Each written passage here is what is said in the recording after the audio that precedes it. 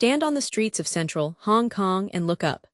Among the dense cluster of glass and steel, one building commands attention with a shape unlike any other. It slices towards the sky, a complex assembly of triangles clad in glass, a daring statement on the city's famous skyline. This isn't just another office tower. It's the Bank of China Tower, a structure that tells a story of ambition, innovation, and a touch of controversy. The mind behind this distinctive form belonged to I.M. Pei, a Chinese-American architect already celebrated for his geometric designs and ability to blend modernism with context. Pei, a Pritzker Prize winner, approached this project with a clear vision. He aimed to create a structure that felt both rooted in Chinese symbolism, like bamboo shoots growing taller, while pushing the boundaries of modern architecture. His design relies on a principle of structural efficiency. The building's weight isn't carried by a traditional central core, but distributed outwards. 4 massive steel columns anchored at the corners bear the primary load. The iconic triangular frameworks you see crisscrossing the facade aren't just decorative. They act as load-bearing components, transferring weight diagonally down to those corner columns. This creates a robust, yet visually light structure. When it was completed in 1990, the Bank of China Tower wasn't just tall, it was the tallest. It held the title of the tallest building in Hong Kong and all of Asia, reaching 367.4 meters including its spire. More significantly, it was the first super-tall skyscraper constructed outside of the United States. It was also the very first to surpass the 1,000-foot mark globally, beyond American soil. It only held the regional crown for 2 years, surpassed by Central Plaza, but its place in height history is secure. Before this glassy giant rose, the site held a piece of Hong Kong's colonial past, Murray House. This Victorian-era building, originally located right here on Garden Road, was dismantled brick by brick and later painstakingly reconstructed in Stanley. Selling this prime 6,700 square meter plot opened the door for the Bank of China to build its new headquarters, a move that would prove rather sensitive. The land sale itself became a point of contention in 1982. The Hong Kong government sold the site to the Bank of China for a price reported as only $1 billion. Critics argued this was a significant discount compared to similar plots sold around the same time, particularly one in Admiralty. Adding to the unease, the payment terms were unusually favorable, with most of the sum deferred over 13 years at a low interest rate.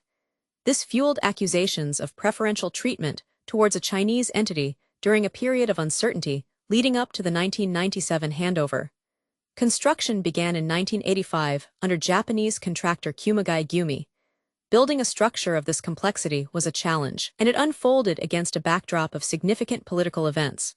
A planned press conference in May 1989 to showcase the building's interiors was abruptly cancelled as student demonstrations escalated in Beijing. The public relations firm simply stated that under the circumstances, promoting the Bank of China building wasn't appropriate at that time. The engineering behind the tower was cutting edge.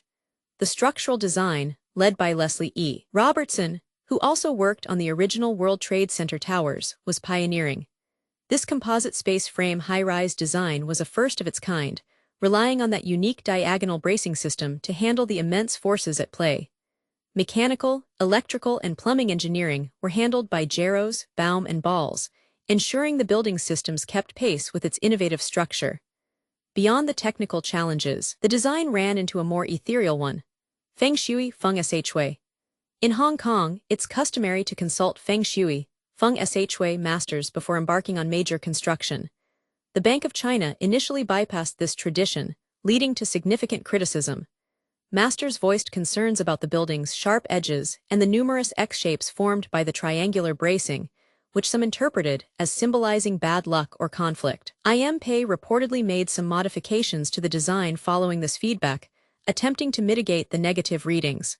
Yet, the building's profile from certain angles with its sharp points earned it a rather blunt nickname in Cantonese, which translates literally to one knife. It's a moniker that sticks, reflecting how its bold design was perceived by many through a traditional lens.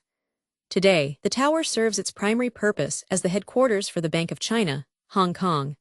While the bank occupies the bottom 19 floors and the top 4, the vast majority of the space in between is leased out to various companies. The ownership was transferred to BOCHK, though the Bank of China itself leases back floors for its own operations in the city.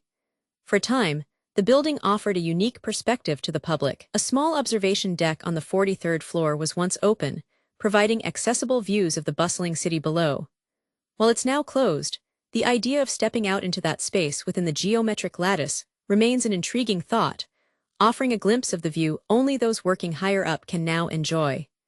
The striking silhouette of the Bank of China Tower has made it instantly recognizable, not just in person, but on screen. It features prominently in numerous films, from appearing under construction in Police Story 2 to its dramatic and fictional destruction in Battleship, and even making appearances in Transformers: Age of Extinction and Godzilla vs. Kong.